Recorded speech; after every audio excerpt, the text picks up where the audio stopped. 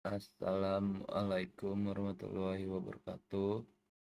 Kan nama saya Michael Surantas Tepari, NIM 3 digit terakhir 084. Saya dari Teknologi Rekayasa Otomasi angkatan 2024.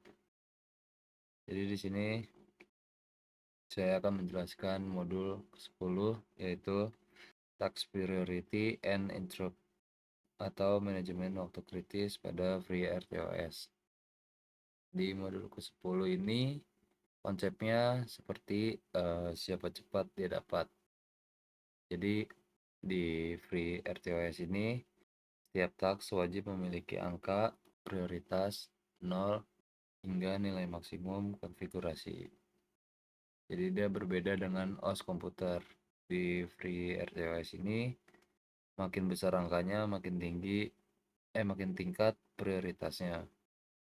Jadi prioritas 0 adalah yang paling rendah, bisa dipakai oleh idle task. Terus ada di aturan mask scheduler, selama ada task berprioritas tinggi dalam kondisi ready, task berprioritas rendah tidak akan pernah diberi waktu untuk menggunakan CPU. Terus di sini ada mekanisme saling sikut. Jadi FreeRTOS ini dia menggunakan penjadwalan. Jadi jika task B atau prioritas 3 tiba-tiba terbangun dari tidurnya, dia akan langsung menghentikan paksa. Terus jika task A atau prioritas 1 yang sedang berjalan saat itu juga, task A terpaksa mengalah dan kembali ke status ready sampai task B selesai atau masuk ke status block. Terus ada di kelaparan task. Jadi kondisi fatal di mana task prioritas rendah tidak pernah dieksekusi sama sekali karena CPU terus-menerus melayani task berprioritas tinggi yang tidak pernah beristirahat. Terus solusinya, task prioritas tinggi tidak boleh menggunakan perulangan kosong yang menahan CPU. Jadi mereka harus secara sadar memblokir diri mereka sendiri menggunakan decodingan yang di task delay atau menunggu agar task kecil kebagian giliran kerja. Terus ada di hardware lebih utama. Setingginya apapun prioritas sebuah task di FreeRTOS, posisinya masih berada di bawah interrupt hardware atau ISR. Ketika ada sinyal interupsi fisik, misalnya tombol ditekan atau data serial masuk, CPU akan masuk meninggalkan seluruh sistem operasi FreeRTOS demi mengeksekusi kode di fungsi ISR. Jadi kasta eksekusinya itu yang pertama tuh di paling tinggi ada interrupt hardware atau ISR, yang kedua ada di task prioritas tinggi, dan yang ketiga ada di task prioritas rendah. Terus masuk ke aturan ketat di dalam ISR. Jadi kita sendiri itu tidak boleh memperlakukan fungsi interrupt seperti fungsi biasa di FreeRTOS. Ada batasan hardware yang sangat ketat. Terus ada di super cepat, ISR harus sangat pendek. Jangan melakukan kalkulasi berat atau delay membaca sensor yang lambat di dalam ISR. API khusus ini yang kayak seperti tidak diperbolehkan. Jadi jangan gunakan API RTOS standar di dalam ISR. Fungsi seperti decodingan yang X, mapor, give. Terus akan merusak sistem jika dipanggil di ISR. Solusinya itu solusinya ada di FreeRTOS menyediakan fungsi khusus yang aman digunakan di dalam lingkungan interupsi.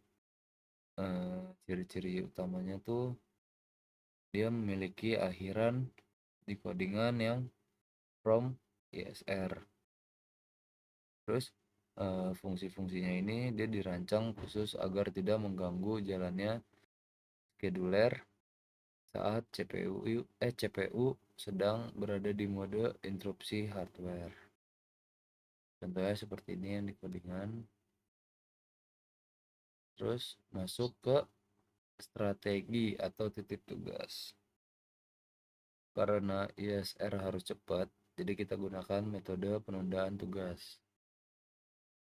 Jadi saat interupsi terjadi, ISR hanya bertugas memberikan sinyal, mendelegasikan tugas, lalu langsung selesai.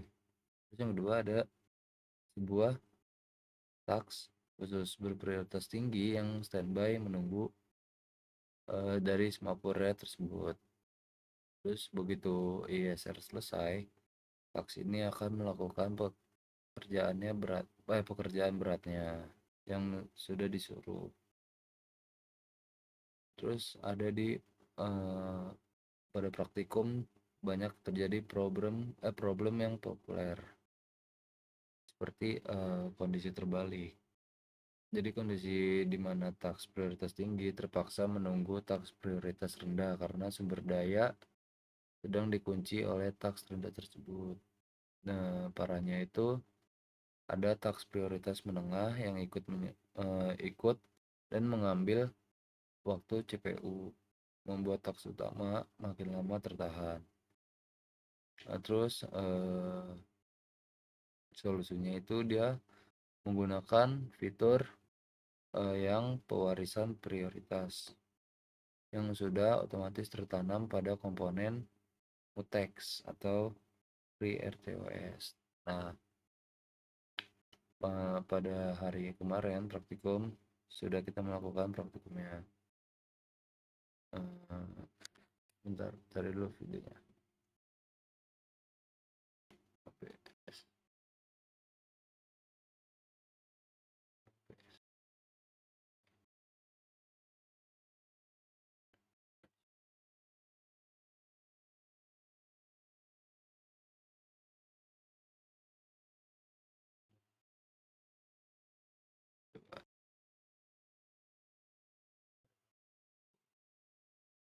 Ini contoh videonya.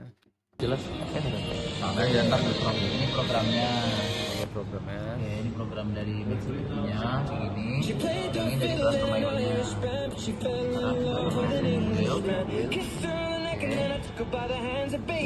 Saya bawa ini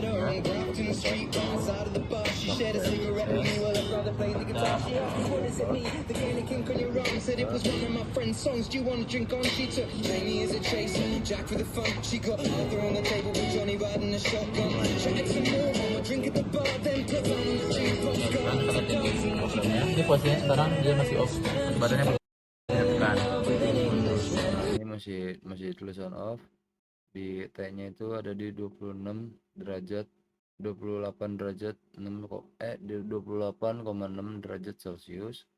Terus yang di H-nya ini ada di 70,8%.